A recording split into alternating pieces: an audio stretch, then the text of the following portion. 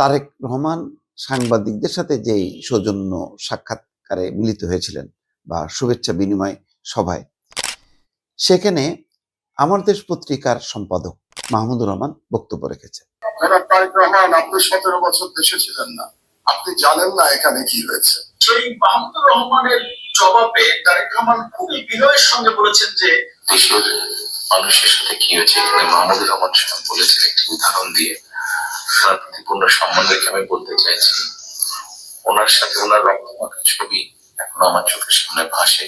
যারা দেশে যারা ছিলেন আপনারা, তারা অবশ্যই আমার থেকে একটু বেটার ভালো জানবেন, তবে আমি একদম যে জানি না বোধহয় বিষয়টি তা নয়। আর সম্ভবত বলার অপেক্ষা রাখে না। মাহমুদুর রহমান যেই ভঙ্গিতে বলেছেন যে আপনি 17 বছর দেশে ছিলেন না, আপনি কিছুই জানেন না, তিনি সেটাকে একেবারে উল্টায় দেননি বা কঠিনভাবে তার উত্তর দেননি, কিন্তু একটা সুন্দরভাবে তিনি প্রতিবাদ করেছেন যে ওনার রক্তমাখা ছবি ওনার চোখে ভাসে।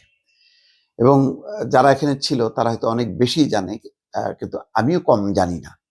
তিনি কিন্তু বলছেন না যে আমি আপনাদের থেকেও বেশি জানি, কিন্তু আমি এই ভিডিওতে বলতে চাই আসলে উনি আমাদের থেকেও বেশি জানেন। কারণ প্রতিটা মিনিট, প্রতিটা ঘন্টা, প্রতিটা সময় রাত জেগে তিনি কিন্তু দেশের একেবারে তার তৃণমূলের লক্ষ লক্ষ নেতাকর্মীর খবর রেখেছেন।